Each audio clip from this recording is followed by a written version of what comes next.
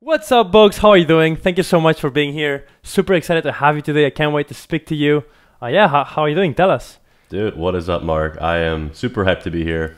Thank you for having me, and I'm doing good, dude. I'm just chilling on a Sunday in Philly. Gonna go make some music later. Awesome. I'm pretty good. How about yourself, man? I'm good. I'm really excited to talk to you. You've been killing it lately. I've been following you on social media with all your songs. You've been releasing quite a lot of songs lately. You also have some success with that remix from that podcaster that you were posting. I don't remember what his name was. H3. H3, exactly, yeah. Yep. So you won that contest. I thought that was really fun. I really can't wait to talk to you and kind of get to know you, and hopefully the audience can get to know you as well. For sure. Awesome. So let's begin. I kind of want to begin going back, taking a trip down to memory lane and kind of understanding how did Boges come to where he is right now. So tell us how you began in the music, how you began being influenced, maybe within electronic music, or maybe if you began in a different genre. Kind of tell us how you began making music. So I definitely began in a different genre. It goes way back to when I was like 13 or 14. I was in middle school and I took a music production class, and they use Logic. We started out with Garageband, but then we moved up to Logic. But at first I was so confused and lost, and I was 14, and it was just like an elective course. It was just for fun. I was like, I just need an elective, so I'm going to take this class, see what happens. And I ended up falling in love with it after a few weeks. I had a Apple computer at home, which they all have GarageBand. So in my free time, I just started messing around with GarageBand, throwing in loops. And at the time, I loved like hip hop music, and so I was really influenced by like Fort Minor and like some other hip hop groups and stuff like that. So I just started messing around in GarageBand and making, hip hop beats when I was 14. And then when I was like 15, I think my parents got me Logic for Christmas one year. And ever since then, I've just been making beats. But really in high school, it was all about just hip hop, and I was like selling beats to people. So you began as like a hip hop producer, right? You weren't necessarily into EDM in the beginning. And I want to focus on something. You mentioned that you started in GarageBand, and I also particularly can relate to that because I also am a Logic user myself, and I also began with GarageBand. I feel like a lot of people that use Logic maybe began with GarageBand. And I wanted to ask you, how was your experience with GarageBand? Because I feel like looking back, it's a pretty good program for being 100% free for like all MacBook users, right? For sure. I mean, yeah, back when I started using it, it's everything I needed. I didn't need all the crazy fancy plugins, all the third-party plugins, or like, obviously when you start out producing, you don't even understand EQ or compression. Exactly. You just want to produce and write some notes down on the screen and see what it sounds like, and just scroll through presets, and that's great for that if you're starting out. Exactly. And honestly, it's a good program overall, and I know now GarageBand is pretty advanced.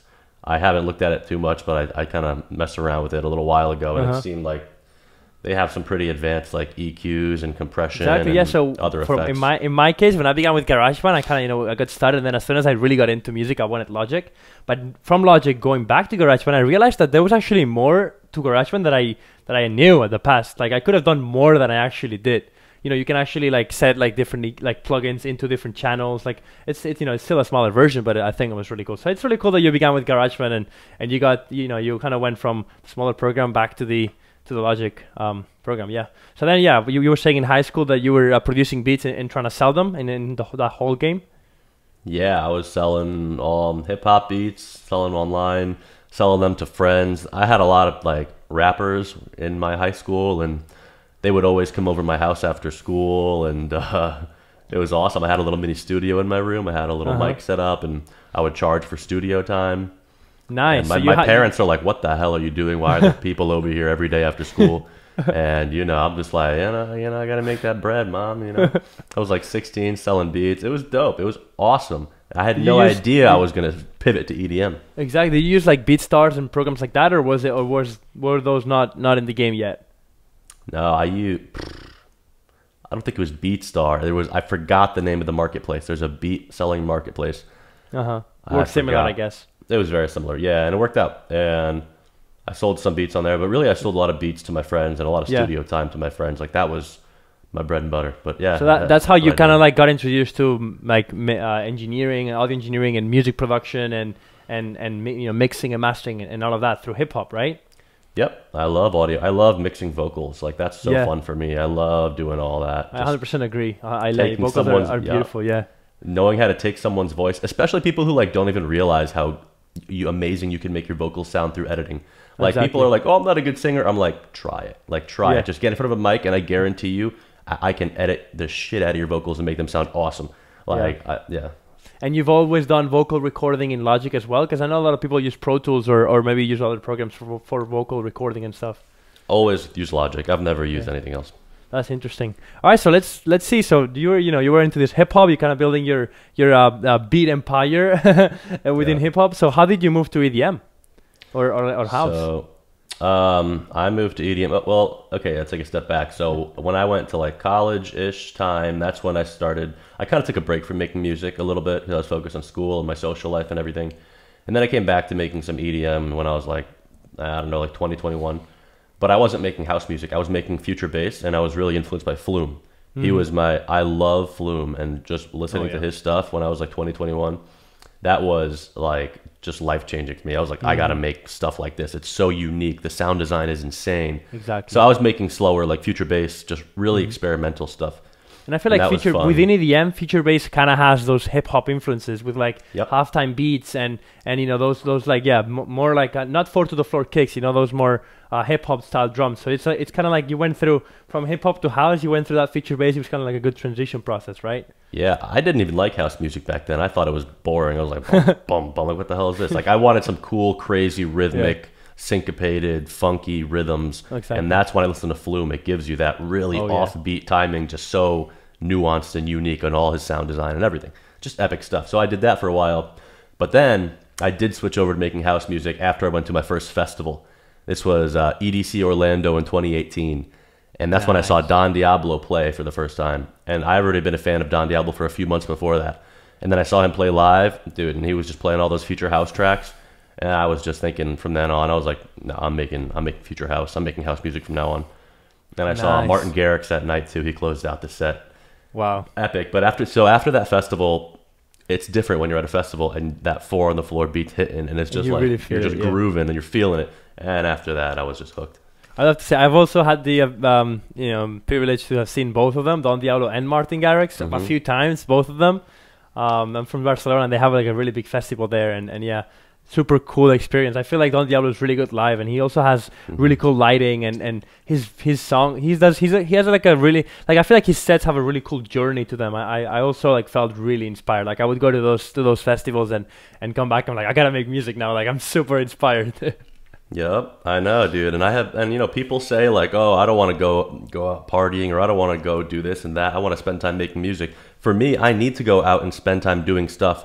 Exactly. And going to freaking festivals and going to concerts, going to shows, because that gives me inspiration. Exactly, yeah. I'm like, dude, I'm always like, when I go to a club, I want to be on stage. Yeah, oh, that's true, yeah. But I always, like, when I'm in a club, and I'm sure you're the same, you're always listening to like what the DJ is doing, or like that transition, or that like drop, or that specific effect. Your music production ear, even though you're having fun, you're chilling with your friends, that like analysis is always going on in your brain, right? Always, doesn't stop. Exactly. Yes. Okay. So let's say you get into you go to the festival, you want to get into house music, and then what happens from there? So I started making house music pretty much the beginning of 2019. That's when I started kind of releasing my own songs. I released my first song. I don't even know the name of it. I got rid of it on Spotify, but it was like right at the beginning of 2019, like January, February. So I've been making house music for over 2 years now, a little bit, and essentially, it was just self-release. I just used DistroKid. Yeah. And under the same artist name, or did you have like a different name? Yeah, no, Boges. I started that Boges project right then and there 2 years ago. And how did you come up with the name? Oh, so that goes way back too. I don't even know. My friend Kevin, my best friend Kevin, we used to just go out all the time. And when I was 21, he just started calling me my real name is Shoon, Shoon, but he started calling me Shoony Boges, and I have no idea why. Also, so Boges means cigarette.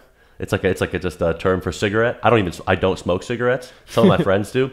And I don't know why they started calling me Boges. I'm like, I don't even smoke, dude. And they're just like, we're going to call you Boges. And I'm like, it's a pretty dope name.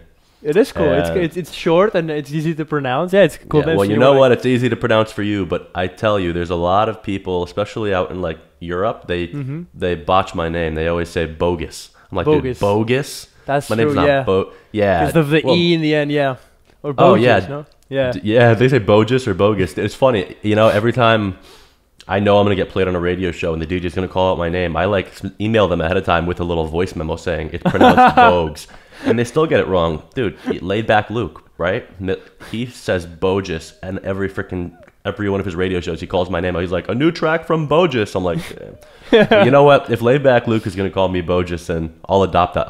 That's okay. So you know? fun fact. That's my name, I guess. Fun fact. You know, Kygo. His name is actually pronounced Kigo. You know, you guys Kigo? the guys from Sweden. Yeah, Sweden. Right, the guys from Sweden. Kigo. Yeah. So yeah, Oh, he was. Kygo sounds way better though. I was I'm not gonna lie. I was listening to one of his interviews, and this was a while back, and he was like, yeah, like his I don't know, Kygo is like a version of like a short version of his name, but he says like the actual his name, like the way he thought would be pronounced would be Kigo, but then when he moved to the US, everyone was like Kygo, Kygo, Kygo, and now he's like, okay, it's Kygo. Yeah, dude. So you know what? Sometimes the best names aren't. You know, you can't pick your own name. Yeah, they're kind of Everyone else has to pick the name for you. Yeah. Nice. Yes. Okay. So 2019, right? You begin your first releases under Boges on Spotify, and how did that go? How did the beginning of releasing house music go? Because it can be hard. Yeah, it was hard, but it was fun. I mean, when you just start out, I wasn't expecting anything. I wasn't like, oh my god, I'm gonna blow up from this one song, my first release ever. I knew I was gonna have to have a kind of back catalog of songs on Spotify before I started building something. So I just started making music and releasing it on DistroKid. I would make a song and then put it on DistroKid and set the release date like 2 weeks after I was done with the song, which is so fast because obviously with labels and stuff, you know, it takes months. Yeah, no.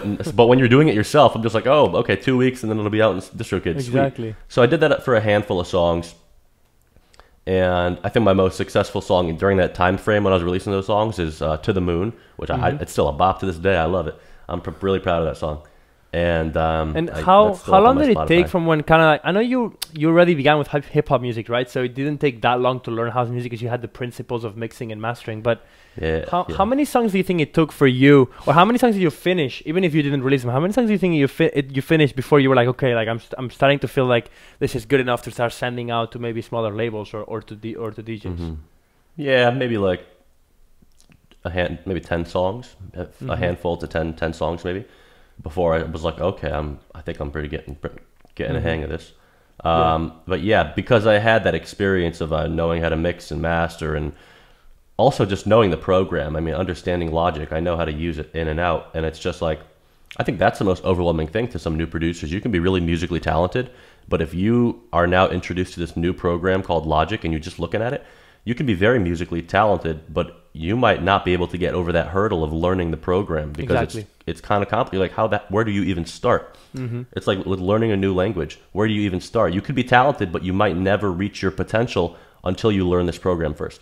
So me already having the background of understanding how Logic works and knowing how to use it, that was such a hurdle I already overcame when I was younger. Yeah, 100%. So that just makes a lot transitioning genres is nothing. Yeah, that makes a lot of sense. So then what was your when you were there, you were making some good music, you started to feel more proud, and I feel like a lot of the people that are that might be watching this kind of like are in that point of their careers where they start to like improve with their music, and they want to kind of like get it out there to like the biggest names. So how did you go from this releasing in DistroKid to your song being played in One World Tomorrowland? I know it's a huge journey, but like let's kind of go step by step. Like, did you start with smaller labels? I know that's what you did, right? Like, was your plan to begin with smaller labels and kind of build yourself up? Like, what was your direction back then, and what did you do? I'm not gonna lie, it's hard to say I had any direction because when you're so small, you don't know what you can do. You don't know what your potential is because you haven't done anything yet. So I shot for the biggest labels and the smallest labels. Every time I made a song, I would send it to Hexagon, and I would also send it to small labels. And I got signed to the small label pretty fast, actually, when I first started sending stuff to labels. So I got my first official signed song was on Gendex Records. I know. They're an Italian record label. Is that okay? Is that right? I think so. Italian? Yeah. I think so, yeah. So I released a song on there called In My Head, I think it is. I think it's called In My Head. But yeah, that was back in, let's say, that was the last January. So a little over a year ago was my first label release. And So everything went really fast for you. Yeah, it went fast, and yeah, that was my first signing there. And how was then, it? How was the first experience getting signed to a label? Also, what's your opinion on Gendex Records? Maybe like some of the people in the audience right now are considering sending them demos. How was your experience with them in terms of promotion, contact, and the way they treated you and everything? It was your first experience, right? So I guess you were like a beginner in terms of contracts and all of that. Yeah. So well, first of all, when I got that first message from them saying they wanted to sign it, I freaked out. I was like, oh my God, I'm getting signed to a record label. I'm going to be famous. Like, I thought I like made it. Like, obviously I didn't, but I was like, oh shit, I made it. Like, and then they sent the contract and it was like, oh my God, this is crazy. And you're looking at all the contract and the wording and then I'm just like, I don't understand much of this, dude. But it's funny, all the contracts, they all have the same language. They all say similar stuff. All the record labels contracts, and they all say the most ridiculous stuff on them. It's like territory worldwide. I'm like, okay, and it's like under this clause in the universe of the whole galaxy. It's just like, what the hell? The wording is really weird on some of the contracts. Yeah, but yeah, really like professional as well. Like really like lawyer kind of like you woke up that like, at least in my experience, when I had to deal with those, I was a little lost in the beginning. I had to kind of ask for help. Right, and I never hired a lawyer or anything. People say you should hire a lawyer. I didn't. But I reached out to other artists who've been on the label, and they say good things. And yeah, a lot of times those contracts are like templates that are sent to like every artist. So especially when you're a beginner artist, like those contracts are just average, like like super like templates. So they're not. Most labels are not going to try and screw you, but maybe some do. I don't know. Right. I mean, as long as the label has a good reputation and you can talk to the other artists who's released there before, that's all you really need, I think. But again, I'm not a lawyer, so don't take my advice. But I can only tell you my anecdotal experience, and I had a good experience with Gendex overall. Actually, the song did freaking great. In my opinion, at the time, I wasn't getting many streams, and it ended up getting, I think, almost 30K. So that's nice. Very good for me. I was like, oh, that's sweet. Like 30K, and it's my first label release, and had a lot of great positive feedback. Gendex did their social posts, they promoted it, and so you were happy with the promo that they did. I was happy with the promo, and don't get me wrong, it's not a massive label, it's not a Hexagon or a Reveal, but when you're beginning and you're starting out, don't expect to just get signed to these major labels first. Working your way up is a very common thing. It's what I did. It's what a lot of producers have to do. A lot of people think they can release their first song ever released on a major label. And it's like, you only have 2 posts on your Instagram and 0 songs on your Spotify profile. You don't have a brand yet. Exactly. Like, a lot of big labels want to make sure that you have you're starting to build a brand and you have the potential to take off with that brand eventually. Mm-hmm. They don't want to sign someone. There are exceptions, but it's rare. So just put in the work. That's something that I also want to get into, kind of like later with smaller labels, Yeah, and that's something that I also want to get into later on with like what your direction is, what your brand is. But let's continue. So then, you released with Gendex, and then was that your plan then to continue making some songs and trying to send it to the biggest labels, and if they didn't sign it, send it to smaller labels and build your way up? Yep, pretty much. And I would send them all on the same night. People say you got to wait a lot of time in between. I was so small. I was like, I'll take anything I can get. I just want to do it fast. So I'd send in the same night. I'd send a song to Hexagon and then Gendex, and then I got signed to Gendex, and that was that. And then I kind of worked my way up. I had a collab with Relic. Mm-hmm. Good song. I like that song a lot still. Thank you. Thanks. Yeah, Alarm. That was on Love Style Records. That was like kind of a step up in my opinion on kind of bigger label. And then eventually I got to Syrup Music. Yes, and Syrup is kind of like a it's a medium-sized label at this point. It's not a small label anymore, right? Mm-hmm. And it's EDX's label too. So that was cool for me. So that was kind of like your first glance at a bigger label, or a label that is maybe more renowned within the industry, for sure. Right, and I didn't even get signed to Syrup main label. I got signed to one of their sub-labels, S2 Records. Mm-hmm. And you can look at their Instagram, and there's not a lot of followers. It's like a couple hundred or something. It's like maybe like 1,000. I don't know. It's not massive on social media. But their promo's great because they push it to Beatport so well. Mm-hmm. Like, every time I released 2 songs with S2 Records or Syrup, and both times my songs were like on the top charts on like the Beatport front page and everything. Like, the way they have their own promotion strategies that are really effective. Mm-hmm. And through all of those songs, were you still maintaining that future house genre, or were you maybe experimenting with different genres? I was experimenting, yeah. Especially when tech house became popular, I was like, oh, I want to make this. And I was not good at making tech house at first, and I still don't really have any real tech house releases under my belt, but I have a couple things in the works, and I like mixing tech house and future house now. Yeah. And just Okay, messing so around with those genres. grooves from tech house with the higher energy of future house, right? That's Right. my favorite part about tech house. Like tech house has like those really like fancy bass lines that just make you want to move, and they're very groovy. So yeah, that's something definitely that I feel inspired from by tech house. Tech house bass lines are the best, dude. With the pitch bends and the you just feel it and just roll. It's great. It's great. So I actually like my song "Break the Rules." To me, it's kind of like a mix between future house and tech house, kind of.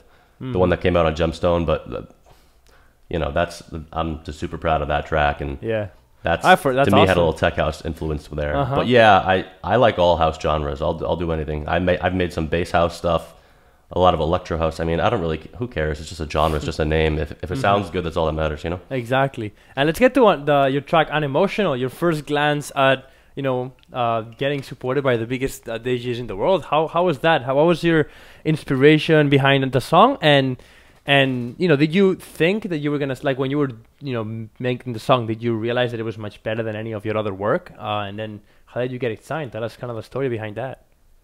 So, I didn't know it was better than any of my other work. I really didn't. I was like, oh, this is a cool track. I knew it was unique because hearing those like vocoded effects and everything, I haven't heard that before. This robot or monster kind of like picking through the whole song. I thought that was really cool. Thanks, dude. Yeah, that was the vibe. I was like, the vocals were perfect, unemotional. Like you should be unemotional, like be a robot. And then I made sure the drop sounded very electro, very robotic. Like there was a robot invade. Dude, Don Diablo on Hexagon Radio when he introduced the song, I'm pretty sure his exact words were like, "This song sounds like a robot invasion waiting to happen," and that made my day. I was like, "That's the vibe, dude." Yeah, he got it 100%.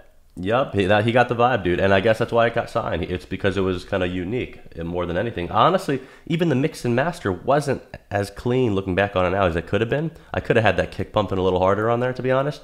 But end of the day, I think he got signed because it was more unique. But let me tell you, when I got that email from Hexagon, the guys over there saying, "Is this song still available?" I freaked out. I started running around my apartment. I did like 100 laps. Dude, it was nuts. I almost started streaking outside.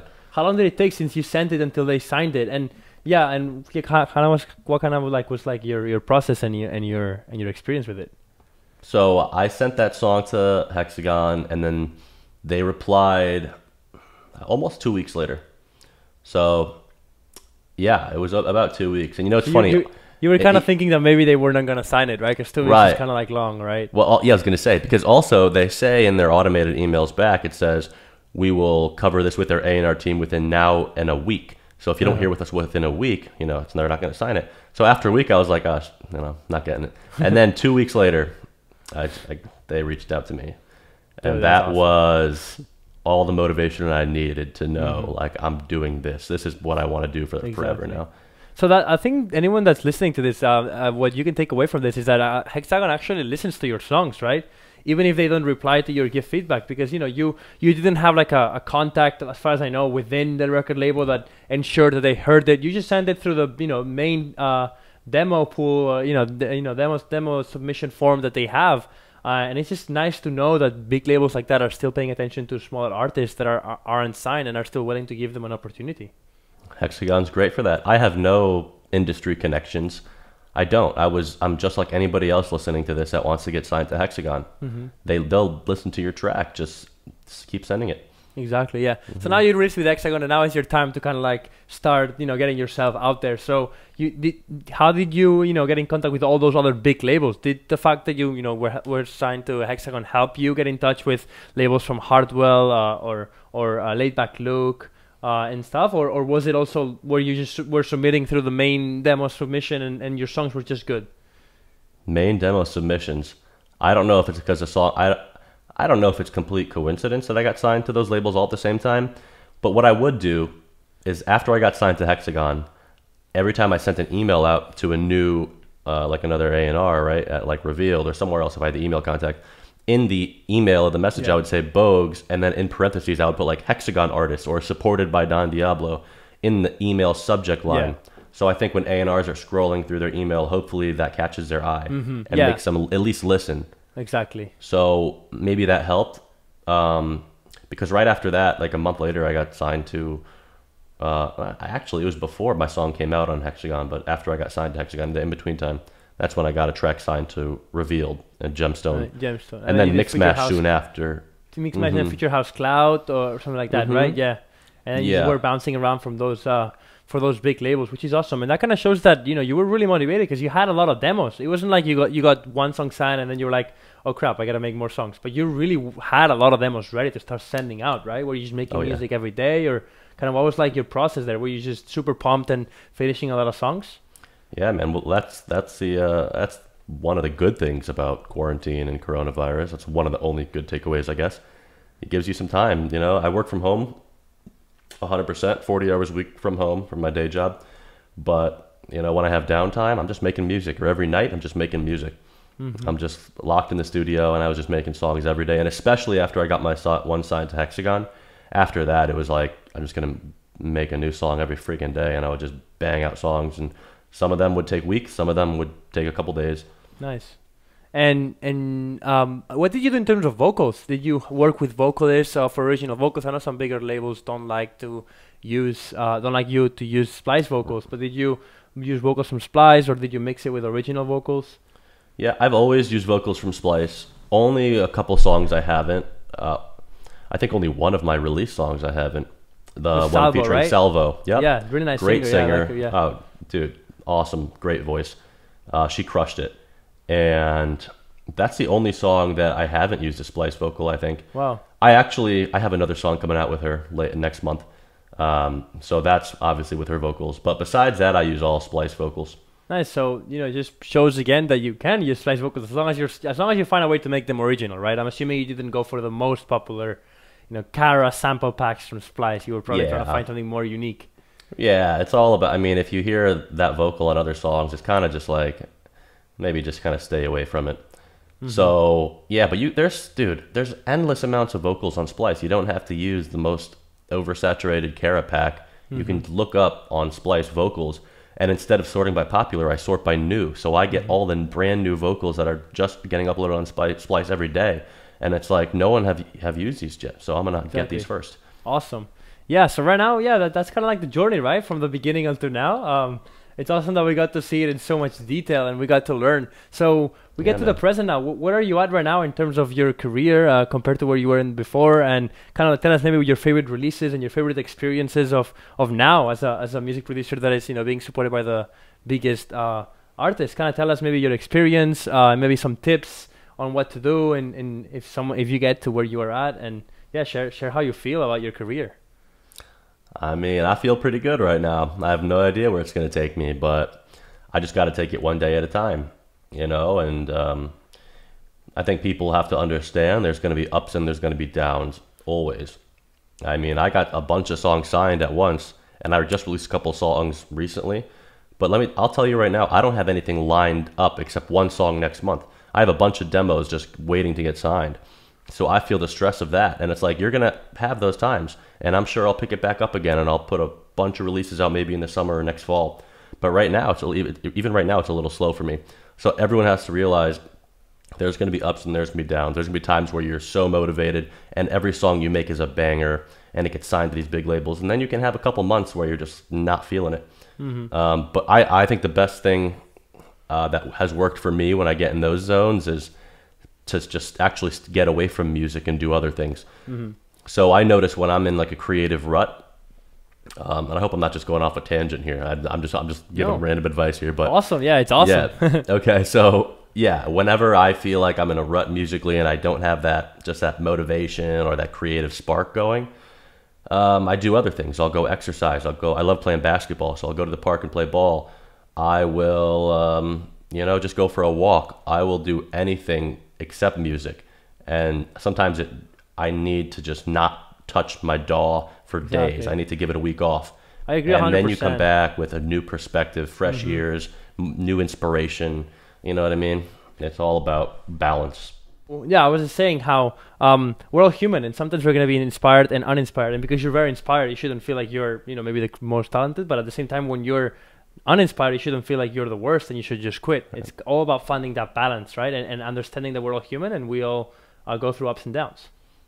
That's spot on. And, you know, even more to your point there, I think a lot of people, when they're down and they don't have the creativity, they beat themselves up. And then they're just like, I have to do this. And I'm going to force myself. I'm going to sit in front of this computer and force myself to make beats. And you're just banging your head against the wall. And you're not going to get anywhere. That's just going to hurt you even more. Like, it's better to just take a step back and get a new perspective and do something completely different. That has worked for me. So I hope it worked for other people too. But awesome. Yeah. All right, let's get to the section where, you know, we talked about that you were going to share some of the inside of some of your songs. Maybe your biggest song right now is the remix you did for Blah Blah Blah. All right. In the main Hexagon. And yeah, let's kind of like go through it and see how you did it. Maybe you can show us some tips and some maybe workflow tips that you have. Sure. Clickbaity title right here: workflow tips by a Hexagon artist. All right, so right here, guys, you can see the session of the Blah Blah Blah remix by Boges, signed to Hexagon, the Hexagon label, main label. So it's really cool to be able to see the behind the scenes of the track and show us maybe what you did, things that you found interesting, and maybe some workflow tips for producers out there that wanna remix people, like, you know, songs from Nico and Sway and get released in those big labels. Maybe if you can tell us a story behind this track in the beginning before you begin. Right. So it all started. I mean, I'm friends with Nico and Sway. We DM each other all the time. They like my music. I love their music. So it was just a natural fit. And then I heard this song they released on Hexagon, and I was like, okay. Like, I didn't, like, you know, I'm friends with them. I didn't even know they had a song on Hexagon, which is dope. And did you become friends with them because you got signed to Hexagon, or you were just friends with them before? I was just friends with them before. We would just DM each other. Yeah. Nice. And it's just dope that they got a song on Hexagon, and I was already on Generation Hex a few months earlier. And I'm like, okay, this would be cool if I could remix this and get on main label too. Like, that'd be sick. So I just reached out to them. I was like, hey, I'd love to, you know what? And I wasn't even really fully thinking about getting on Hexagon. I was like, I love the song as well. And I was like, I'd love to just remix it. And then if Hexagon wants to sign it, dope. And if they don't, you can still play it in your sets or do whatever you want with it. Exactly. And they literally immediately just sent back the Dropbox link with the vocals, just like that. They're like, here you go. They just gave you the a cappella vocals? Did you give you like the full stems? No, they gave me the full stems, but I used the a cappella vocal and some of the effects they send over. I use that as well. I'll copy that over. Besides really that, everything else is mine. It's really cool to know that, like, just by reaching out, you can sometimes achieve more than you can think. Because a lot of people think, oh, remix, like, I probably need a manager to hook me up with the biggest artists. By something as simple as reaching out through DMs can be successful. And look, that's an example of it. So yeah, all you got to do is DM people and you'll be surprised. Dude. Yeah. People with like 60K followers or 100K, you're like, oh, they're never going to respond to me. You'd be surprised. A lot of people check their DMs. Yeah. So all right, run us through it. It's good. Let's do this. Let's get into this then. So this is the extended mix. So keep in mind, this whole section here, you can see my cursor, right? Exactly, yeah. Yep. So this whole section here is just the drums in the beginning, right? So the real intro starts here. So let's break it down. This is the vocals. And unfortunately, I couldn't get any like the dry vocals. So they gave me the processed wet vocals. And I'm going to solo it. This is what it sounds like. I dance alone. I don't know. Okay. Right, and then I layered a vocoder on top of that with vocal synths. Nice. Isotope. Yeah, Isotope. Vocal synth by Isotope. Yeah. Yeah, I think that's a really cool vocoder. Oh man, I use it on I use vocoders in almost every one of my tracks. Even if you can't hear it, I have it really signature style, right? Boges signature style. I guess so. So that's the vocal. Let me break down some of the other elements here. This is just an ARP I had running. And also, just a little disclaimer here, you can see all my tracks are frozen here to save CPU. So that's why this is all grayed out, all my plugins. Exactly, yeah. But as you can see, it's playing it out, but it's playing out the actual samples, but it's not running like all the plugins, and so it occupies less CPU. Yeah, I think that's a really cool feature. It's almost the same thing as just printing the track out to audio, essentially. It's just, that's pretty much what it did. So you got the EQ, I had Valhalla, reverb, another EQ, and a gain plugin. I think at the intro, the gain was lower, and I turned it up as it went towards the drop. And you use Serum for a lot of your like sounds?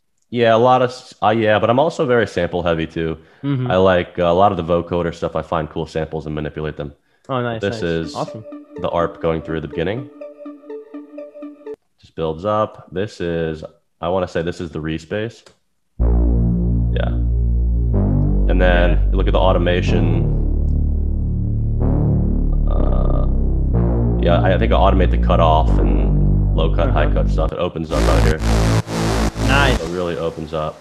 Nice. So you like to play a lot with modulation and automation, right? To add movement. Everything. Yeah. I think that's something that's sometimes a little underrated. And every time I see when someone like the big guys in Hexagon share a session, you see all those crazy automations, right? So it's something that is very successful right now. That adding a lot of movement through automation. You need movement throughout the track, if at all, if anything, just to keep the listener interested. Yeah. Especially if you don't have too much going on, you need automation. So this is some sort of drum loop, I believe. Yeah, it's just a clap loop during the break. And then let's see what this is. Just a cool little clap perk thing. And then here's a snare roll that I only put in the second break. Just to add groove to that. Right, yeah. What was that? To add groove to that build-up, right? Yeah. Like that offbeat snare, when you hit it with the like cake on the floor, following the 4 to the floor, it adds that groove. Hell yeah. And then I'll just get into this a little quicker here. So then I just have some other drum loops. And then here's my break kick that goes into the build here. So just some more drums and then hi-hat during the build-up. And then anyways, there's just some other drums and perks and stuff throughout here. Yeah. Some effects down here. And that's most of it. And it's a kind of simple production, right? You do have like a lot of groove to drums, vocal, and then a bass with an ARP. It's not like you're adding a lot of layers. You kind of like to go to have quality over quantity, I see, right? In terms of layering and adding fullness to the track. Yeah, honestly, this is one of my smaller projects. 63 tracks, I usually get up to like 80-ish at least. But even then, to some producers, that's not a lot. And but that's how I do it. If it sounds good, it sounds good. You don't need a lot, then you don't. As long as it sounds good, it's really all that matters. And I would say, especially in the break, I wanted to keep it kind of bare because the vocal is the star of the show here. And I wanted to make sure that during the break, that the vocal really took control and there wasn't a lot going on in the background. The other thing, though, I do have going on is parts of the drop. So it kind of introduces you to the drop a little bit and teases you. So you're not completely caught off guard. So I had this section, and this is sample based. And there's just a whole lot of freaking processing going on here. But here's what it sounds like.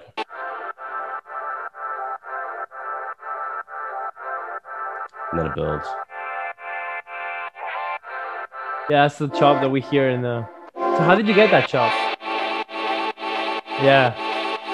So here's my secret sauce. I'm not gonna lie. There's a plugin. Secret sauce disclaimer. Clickbait. Secret sauce by a Hexagon artist, Mixmash artist. I use a plugin called Arcade, and it has really cool samples, all royalty-free samples, and Arcade by Output. I was gonna say, it's that that ad where there's a beat maker and he's like, if I would have had this when I was 20 years old, I'd be a billionaire right now. Do you know that famous ad? It's like almost like a meme. Oh yeah. Yeah, I think that's the ad for the Output plugin. I think so. I think it was that or Drip. I'm not sure. No, yeah, Drip plugin also the Drip became a plugin is meme. also everywhere. It became a meme. That is such a meme plugin, dude. But I know it works, man. If it sounds good. Yeah, it works. And there was a video by Mike Williams where he was showing his latest song. He was using Drip multiple times. I thought it was sponsored. I was like, are they paying you for this, dude? But hey, if it sounds good, that's all that matters. Exactly, yeah. Anyways, we'll get into the drop here. And it sounds a little bit like this. I hope I turned my mastering plugins off, so I hope that this doesn't do system overloads like I think it will. But we'll see. Hello, didn't get in. No service in the club and hello, are you listening? Blah, blah, blah, blah, blah, blah. All right, just a little sneak peek. So the number one problem with this song was it was hard to mix in these vocals in the drop. Because usually when I make drops, I don't have vocals in the drop. I want the drop to have a lot of synths and crazy instruments and taking up the frequency ranges of the highs and the mids. But here, this vocal has to shine in the drop too. So I had to do a lot of EQing to make that vocal fit and a lot of side chain on the vocal during the drops, just make it groove with the whole track. And I just had to make sure this first, because it was especially the first half of the drop, the vocals going throughout. The second half of the drop is not as much vocals. It's more the synth heavy part, which I'll play right here.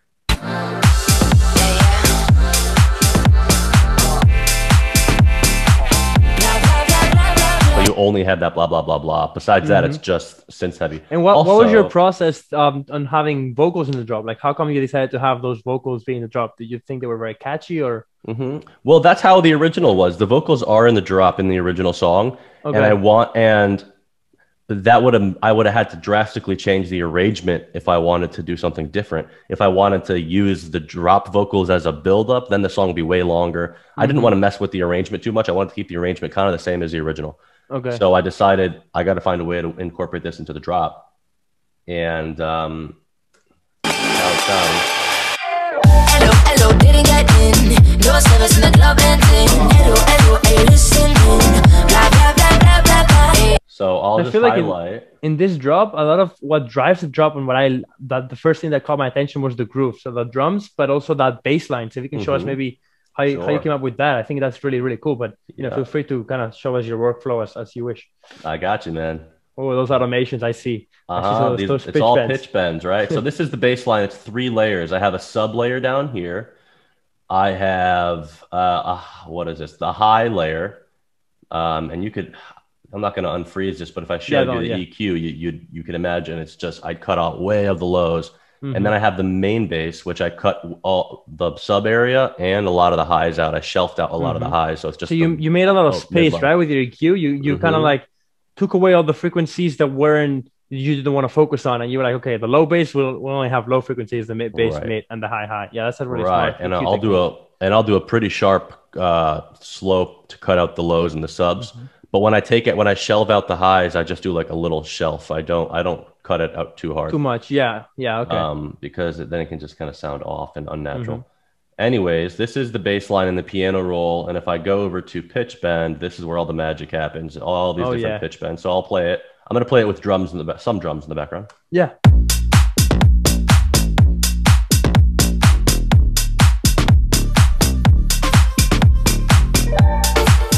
And then you hear some of the other elements I brought in there. There's just some other samples I found. Are those on samples Splice. or are those from the original track? No, those were samples I found, and they are just kind of like little chord shots and like a lot of ear candy, airy. right? It's ear candy, so Yeah, this a lot is what of it. sounds Yeah. like.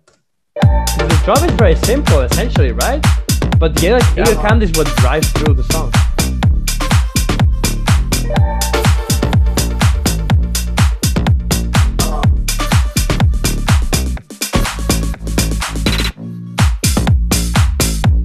So that's some of the drums, bass, and ear candy. Yeah, so that's what I was saying. That just proves what I was saying. Like, there's like a simple, like a really cool bass. Don't get me wrong, but it's not the craziest, production with hundreds of layers. Super simple. And the ear candy really drives the song home, and especially those automations, because otherwise it would just be like a simple beat with a simple bass. Right. We really took that and made a lot around it. So I thought that's really interesting. And I couldn't have a lot going on because I have that vocal taking front stage right there. Exactly. But the other thing I didn't play here was the synth part, and that plays when the vocal kind of cuts out here. It's funny, if I solo this, it's not going to play because I have a noise gate on it. So the reason you're going to hear it's very stuttery, the whole synth is like da da da da da. That's because and here's another little secret trick I do in a lot of my songs to make them stutter. I use a noise gate. And to the side chain, I'll make it the same groove as the bass. So this bass is going out to bus 8. I have no output here. This is bus 8, but it's just a bus just following the bass pattern, right? And then this is my lead sound, but I put a noise gate on it, and then I route it to my bass. So side chain to my bass. So essentially what I'm doing is my leads only play when the bass plays. When the bass cuts out, my leads cut out. And it just helps the rhythm follow along. And then I just start messing with the threshold and the attack and release settings until it just sounds cool. You can get cool grooves that it's hard to do manually, but if you do it this way, it's more experimental and you can mess around with really cool grooves. You're going to hear what I'm saying right now. I love that effect. And I think it's very underused, and it should be definitely used more because it's a really cool effect, and I'm glad to see that you're using it. I use it in all my tracks. So this is what it sounds like. It's going to come in right here. And you don't hear it that much, but you hear it in the second half right here. Ready? Yeah. Wait. There. And it cuts out. Now, if I turn off the noise gate, here, this is what it sounds like. It just plays through. Nice. That But, gate, yeah, wow. it helps it stutter a bit.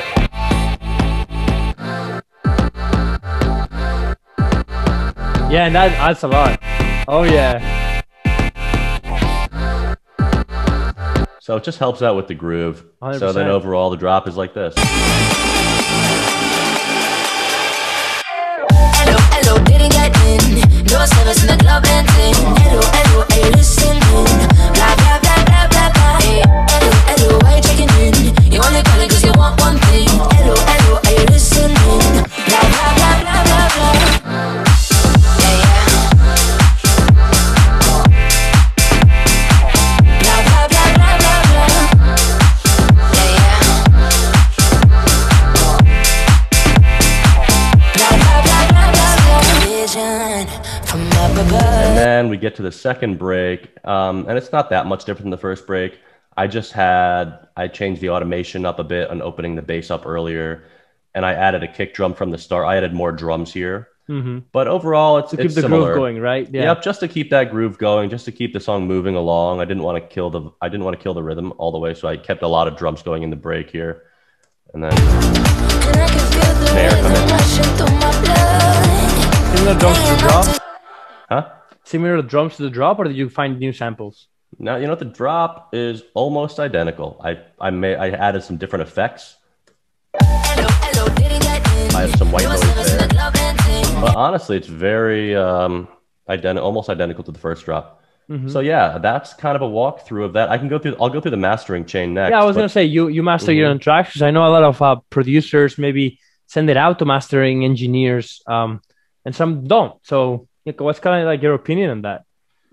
Yeah, I mean, if you want to send it out, cool. But I think honestly, mastering is it's not some magic pill. Like, it's not going to make your track sound amazing, even if you send it out to a mastering engineer. The most important thing is making a quality mix.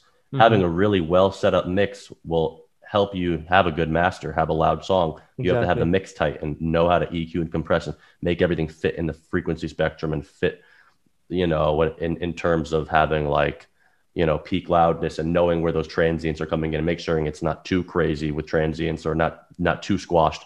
And then you can set yourself up to have a good master. Yeah. But in terms of people hiring mastering engineers, that's cool. But I also think it's honestly, to me, it's easy to learn. And I'm not a mastering engineer, but I'll walk through it now. It's pretty basic.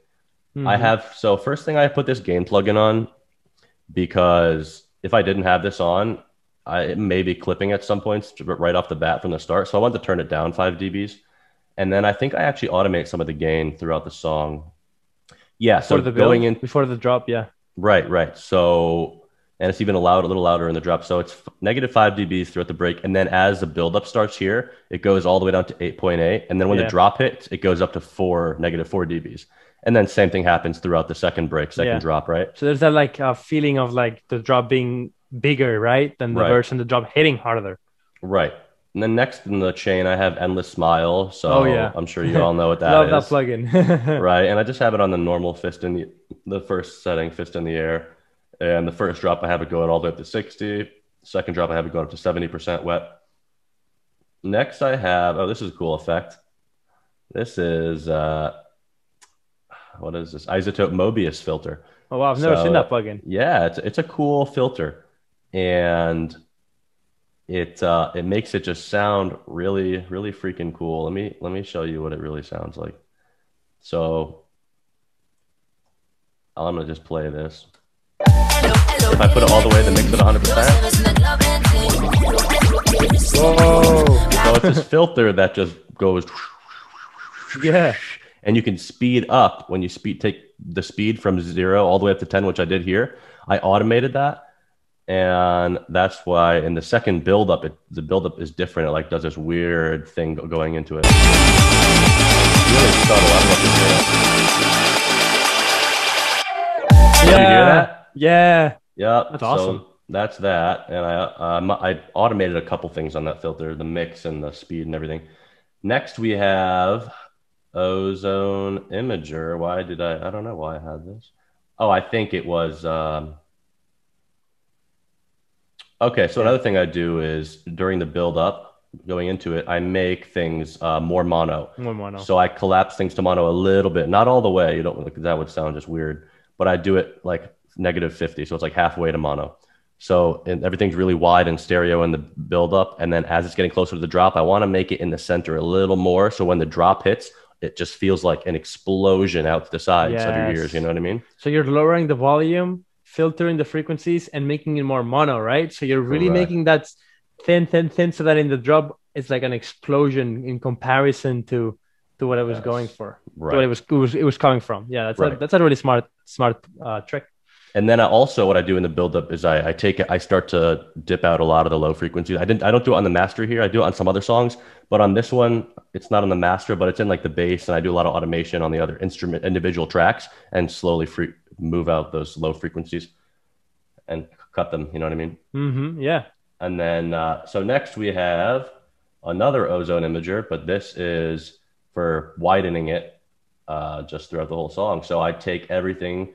It says 179, but you can see the slope. It really cuts down. It's like a multi-band. It's like a multi-band imager, right? It allows you to do imaging for the different frequency ranges, right? Yep. I use this on every master. I take everything around this range down here in the sub-frequencies, completely put it in mono. Mm-hmm. And then sometimes I don't mess with these if it doesn't need it. But in this song, it sounded better to make it a little bit wider and wider the higher it got on the frequency spectrum. So that's that. Yeah. Then I got a linear EQ here, and there's a whole thing online of people going off if this is a good idea or not. But I cut everything below 25 hertz within a linear phase EQ.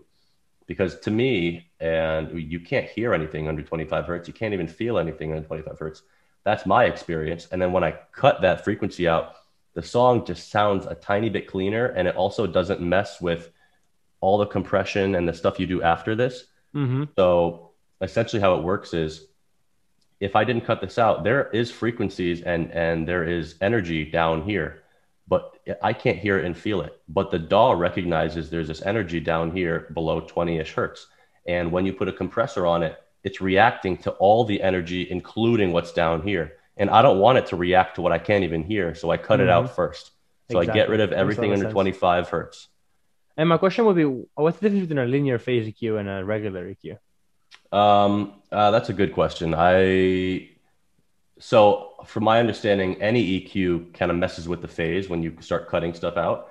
And this apparently helps to not mess with the phase. But it can introduce this thing called pre-ringing. I don't know. There's a whole technical aspect to it that I don't fully understand. So I'm not the right guy to ask, to be honest. But I do know this is just something I do in my tracks. And to me, to my ear, it makes it sound better. Okay. Sounds good. Next up, I have a multi-band compressor. Mm-hmm. And I don't compress any of my low frequencies. I don't want to do that because the second I start to compress my low frequencies, it sounds very squashed and it loses power quick. And I want my low end to be bumping with that kick, right? And that bass, but especially the kick. My kick is always a little bit louder than my bass. And I'll explain that in a bit too in span. But with my multi-band compression, I don't want to compress the low end because the second I do that, it starts to lose power. It'll sound distorted really fast. So I don't do that, but then I will start and I'll just play it through the drop and I'll see what sounds good.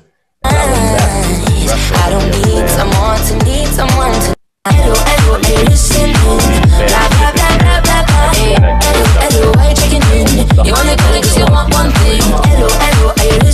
So these are dipping a lot, maybe like a dB or two. It's not really a lot at all, actually. It's very light. Yeah, it's subtle. It's subtle, but it does make a difference, right? It's very subtle. I just want to tame things. Especially, I noticed it's good. I like to tame the high end a lot because those hi-hats cut through too much. So I like to tame the hi-hats a lot and let those sit in the mix better. So it just helps everything kind of sit in the mix a little better. And then I go over to Saturn, and there's a great preset called Magic Mastering, and I mess with the mix on the low and the high. And it just helps beefing up the sound a little bit. Mm-hmm. Next I got, let's see. Okay, this is mid-side EQ. So this is the side EQ. I cut everything on the sides below 115. I don't want any low frequencies out on either side, Exactly, yeah. You want the lower frequencies essentially to be mono, right? So that's why you Right. cut all the sides. And a lot of times this is what I've learned is that when you have phase issues in your song, a lot of times it's because there's a lot of low frequencies in your side. So just by Hmm. doing what you just did, you're fixing a lot of phase problems within your song. So even if you can't initially hear it, it's also always just good to do it to clean up your sides.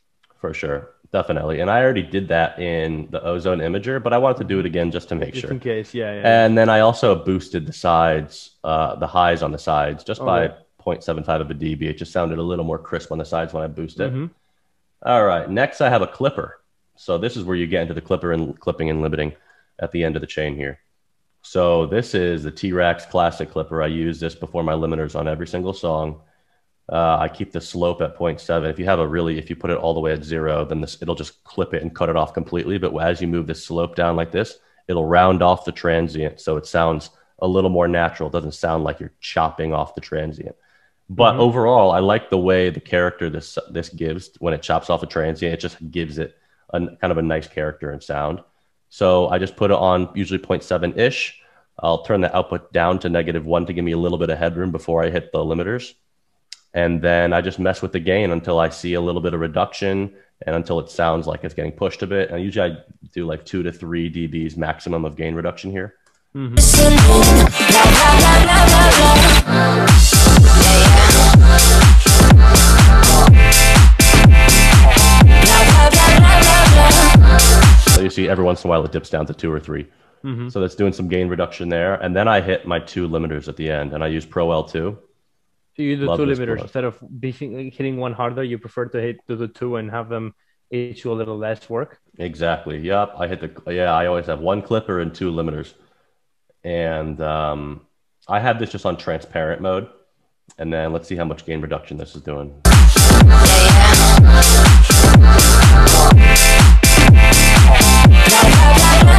This one's doing like 2 dBs of gain reduction. Oversampling, I do 8x. And then I have another limiter.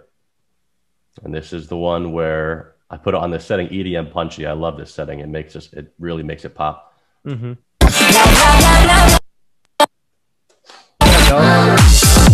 Oh, here comes the System overload. overload. There we go. We Second. were waiting But you for can it. see I'm doing like a Yeah. 1.2 dBs of gain Mhm. reduction. So it's nothing crazy. I'm not like squashing my sound too much. I wanted to keep, I want it to sound punchy still, so I couldn't squash it too much. And then I don't know how loud it got. I forgot what the integrated loves was overall, but Yeah, I was gonna say, do you look at LUFS at all, trying Mhm. to like maybe do -14? Because I know that's what's standard for a lot of streaming Yeah. services. Or do you Oh, kind of yeah. just do it out of ear and see No, what- I definitely don't do -15, dude. I aim for like -7, -8. Yeah, so you do much louder. Oh yeah. Yeah. Oh yeah, dude. If Spotify wants to turn down my song, go for it. I mean, I'm not, but it doesn't mean I'm gonna shoot for -14 because that is so quiet. I know. Yeah. I mean, I try to aim for like -7, -8, Okay. -9, That's but interesting. not quieter than that because I want it to be loud. I want it to have that energy and that punch. So if Spotify wants to turn it down, they can, but I'm not going to aim for -14 Mm-hmm. And then finally I have span, which I keep off unless I'm just analyzing the track, which Exactly. Yeah. we can analyze it. It doesn't actually affect the sound. It's just a way to analyze the sound, right? Yep. It's just a way to analyze it. And I mean, an amazing it's- plugin. It allows you to do a lot for sure. right. And I use it especially when I'm mixing my low end, Mm-hmm. especially if you don't have a good treated room or you don't even have monitors or good subsystem. Because I was gonna say, do you mix in your headphones or For the most part, yeah, I have a set of speakers, but they're not that great. I mix a lot and master a lot in these headphones, and then I'll reference it on my laptop speakers, my phone, my car, all that stuff. But anyways, a lot when it comes to mixing the low end, if you don't have good speakers, it's sometimes better to mix visually low end if you can't feel it with good subs. So what I do is I make sure my kick is like a dB or 2 louder than my bass line. So if I solo the bass some, you can see this is hitting right around here, which means I'm going to want my kick to hit like right here at 39 or even Just up to a 36. little more. Yeah, I want my kick to be just a little louder than the sub. So I am not good at naming my tracks. Main kick, here we go. So then the kick should be hitting a little higher. Yeah, I had the kick hitting right around here. And then I think the sub was hitting close to it. Usually I have my kick a little louder, punching through a little bit more. but it's close enough. And then I look at the mix as a whole. And they've got the overload, but if you saw it real quick, there was a curve. And do you know how to freeze the audio in span? You're gonna click hold. Hold. Yeah. I'm blind. Next Okay. Next is Okay, so I'll hold it there. yeah. Usually the bass is hitting higher, but usually I like to have the bass a little like right around the high end of the highs, like equal with it, and then usually kind of a dip in the low mids around here, like 200 to 300. So I'll have it like a nice bump here, a little dip, and then kind of it brings back up here at the highs. So that's how I like to look at my mixes. You're saying the peak of the high frequencies and the peak of the low frequencies more or less. I mean, like, we wouldn't be the same very track, similar, but very close. more or less around the same, and then the rest kind of just that's like that V shape, right? Right, exactly. Again, it's not good to copy that in every song. Every song needs different elements and mixing, but it's a good reference, right? It's a good reference, but at the end of the day, you shouldn't just do this visually, obviously. What matters most is it sounds good. Exactly. But having a visual aid, it can be very helpful. It can be very helpful, but at the end of the day, if it doesn't look like this, as long as it sounds good, then who cares? Exactly. So yeah, that's my mixing chain. That's how I mastering. Awesome. That was amazing. Definitely you have a lot of like really cool workflow tricks and little sauce elements, and then when we got into that gate effect, you have a lot of. I thought it was very interesting how you use a lot of automation in your master channel to like kind of like make the drop hit harder. I think that's something that a lot of big producers talk about when you see those master classes. And I look at Steve, I think, mentioned what you did with the gain of like lowering the gain of the whole track just before. So it's really interesting to see. I think Lucas and Steve, they have like a YouTube channel, and I think I saw a couple of weeks ago. I heard them say that. Yeah, so thank you so much for sharing your session. I think it's really interesting that we got to learn a lot, and now we kind of saw where you came from, what you are right now, what you're up to. We saw the workflow of your songs. Tell us a little bit about what's coming for Boges, and what's your direction, your plan for the future. So many things have been happening to you, so I'm sure you've been trying to maybe decide if maybe you can make music as your career after so much success, right? What's your future, and what do you think the future looks like for Boges?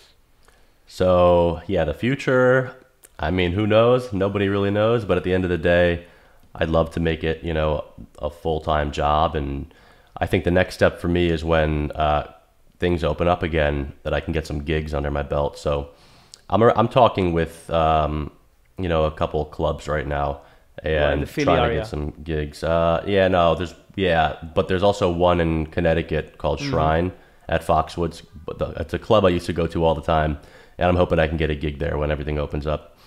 But at the end of the day, that's the number one goal: get some gigs under my belt and start doing shows, and just help continue to build that brand by doing shows, and just continue to build the brand, really. And then also another thing I'm doing is I just started a Discord, so I'm getting as many members in there as possible. Doesn't have to be producers. Anyone who loves house music can join. As long as you love house music and you're an enthusiast of it, you definitely can join. But we also have a bunch of talented. If you want to send me the link, we can put it on the description for anyone that wants to join your Discord and get to know you even better. I know I'm in it, and it's pretty fun. So yeah, for sure. Awesome. Yeah, I'll send you the link, and then we can go from there. But yeah, and then we also have a bunch of producers, and I'm just trying to build that community because I'm probably going to start this next week. Actually, I'm going to be doing live streams on Twitch, so I'll be doing demo live streams. But I'm gonna build that up through Discord, so all my members on Discord can go right over to Twitch. They can submit their demo submissions on one of the channels on Discord, and then I'll just go through all of them and just give honest and constructive feedback. And I don't have a set schedule, so I can't promote this too much because I don't really know my schedule yet. But I'll probably do every Sunday. Nice. I'll do a live stream on Twitch. Start with demo feedback, maybe get into some production sessions and just Q&A sessions, and just to hang out and be closer to your audience and grow that brand with your audience. I think that's awesome. Hell yeah. Awesome. Well, what a nice way to then end the show, telling your audience where you're going to be. Thank you so much for everything. I think I've had a lot of fun talking to you. I learned a lot for sure myself. I hope you had fun as well. Much fun. Thank you for having us, having me and my audience, right? Because we're all experiencing you, and I can't wait to put this out. Awesome. Thank you very much, man. For sure. Hey, thank you so much for having me.